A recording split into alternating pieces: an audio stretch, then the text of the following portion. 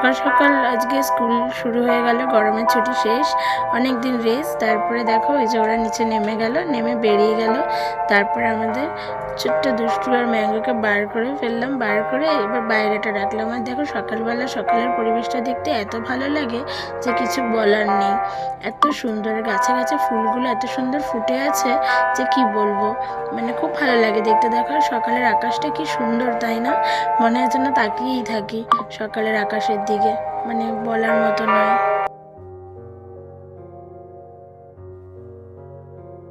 Good morning friend, welcome back to my channel. আমার চ্যানেলে সবাইকে স্বাগত। আর সবাই কেমন আছো? ভালো আছো তো? আবার একটা নতুন সকালে তোমাদের সঙ্গে নতুনভাবে শুরু করা। আজকে আমার জীবনে একটা বিশেষ দিন, তাই রেডি হয়ে ব্লগটা শুরু করলাম। তো বিশেষ বলতে খুব বিশেষ, বাপের বাড়ির পর যেখানে মেয়েদের সবথেকে বেশি এক্সপেকটেশন থাকে, শখ আহ্লাদ আনন্দ যার দ্বারা সবথেকে বেশি পূরণ হয়, সেই মানুষটা আজকে আমার জীবনে এসেছিলো। তো সেটা তো অবশ্যই বিশেষ দিন, তো সেটা আমার বর। তো যাই হোক, তো আজকেও অফিস ছুটি পাইনি, তো বলেছে অনেক কিছু বলার পর বলছে ঠিক আছে আজকের দিনটা ম্যানেজ করো, কালকে অবশ্যই আসবো, একটা দিন রিলেটেড পালন করব।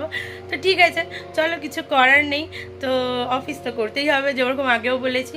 তো একা নয়, তোমরাও সাথে আছো অবশ্যই। তো তোমাদের নিয়ে আজকে সারাদিনটা কেমন কাটাই, আর তোমরা সবাই আশীর্বাদ করবে যেন বাকি জীবনটা এইভাবে সুন্দর একসাথে কাটাতে পারি। আর তোমাদের আশীর্বাদ খুব দরকার, বড়দের আশীর্বাদ নিয়েই জীবনে চলতে লাগে। আর দেখো ভুল ত্রুটি মান অভিমান তো জীবনে থাকবে, তারপরেও ভালো লাগা ভালোবাসাগুলোও তো থাকতে লাগবে, তাই না? তাই অবশ্যই তোমরা আশীর্বাদ করো। দেখো ওরা আবার লাট্টু খেলছিল, আমি তো একটু বেরাবো। তো দেখো কারা কারা ছোটোবেলায় লাট্টু খেলেছে বলো তো? আমি কিন্তু খুব খেলেছি। এই খেলাগুলো তো এখন সবাই ভুলেই গেছে। এই দেখো বেরিয়ে পড়েছি, তো টোটো এসে গেছে। তো মাকে নিয়ে একটু ডাক্তারের কাছে যাব। তো মার আজকে ডাক্তারের চেক আপ করানোর ডেট, তাই ভাবলাম একটু ডাক্তারটা দেখিয়ে নিই, কেন ডাক্তারটা না দেখালে হবেই না। মার শরীরটা খুবই খারাপ, তাই জন্য যাচ্ছি মার বাড়িতে। মাকে নিয়ে যে দেখো ডাক্তারের কাছে চলে এসেছি, যে মা বসে আছে, এই একজন আছে, তারপরে ঢুকবে। তো মাকে আজকে ডাক্তারটা দেখানোর পর বোঝা যাবে যে কেমন আছে কী আছে। দেখো বাড়ি চলে এসেছি, বিশেষ কিছু তেমন শেয়ার করতে পারিনি, মানে মাঝখানে একটা ঘটনা ঘটে গেছে, বলছি তোমাদেরকে পরে। তো দেখো এই যে বিরিয়ানি নিয়ে এসেছি, বললাম না যে বিশেষ একটা দিন, কিন্তু আমি খাবো না, তো ছেলে মেয়েদের একটু আশা করে বসে থাকে, তাই ওদের জন্য নিয়ে এসেছি। তো চলো বাড়িতে যাই। দেখো পুরো ঘেমে কি অবস্থা আমার, বুঝেছো? মানে কি বলবো, খুব গরম খুব গরম। চলো দেখাচ্ছি।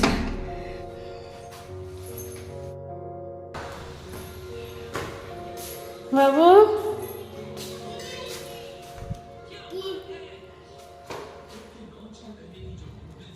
টেবিলে রাখো, দরজা খোলো।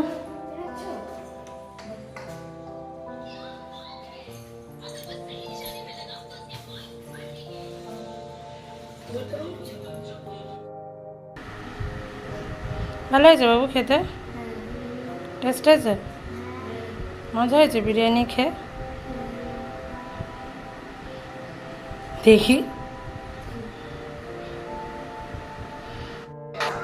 তো দেখো নিচে দিদি দই বড়া বানিয়েছিল, সকাল সকালই দিয়ে গেছিলো, তখন প্রায় 11টা সাড়ে 11টা বাজে। আমি বললাম তখন খাবো না, দিদি বললো খেয়ে নাও। বললাম না, পরে একটু শেয়ার করে খাবো। বিশেষ দিনে একটা সুন্দর উপহার সকালে পেলে ভালোই লাগে বলো, আর তাও যদি ঘরে বানানো এত সুন্দর, আর এত টেস্ট হয়েছিল না কি বলবো। তো বিকেলবেলা বেড়ে নিলাম সবার জন্য, তো ম্যাডাম এসেছিলো, তাই ম্যাডামকেও একটা দিলাম, আর ছেলে মেয়ের জন্য বেড়ে নিলাম।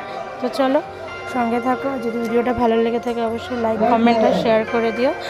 আর আবার দেখা হচ্ছে কালকে নতুন একটা ব্লগে নতুন সময়। ততক্ষণ শুভরাত্রি। যারা এখনো চ্যানেলটা ফলো আর সাবস্ক্রাইব করেনি তারা অবশ্যই করে নেয়।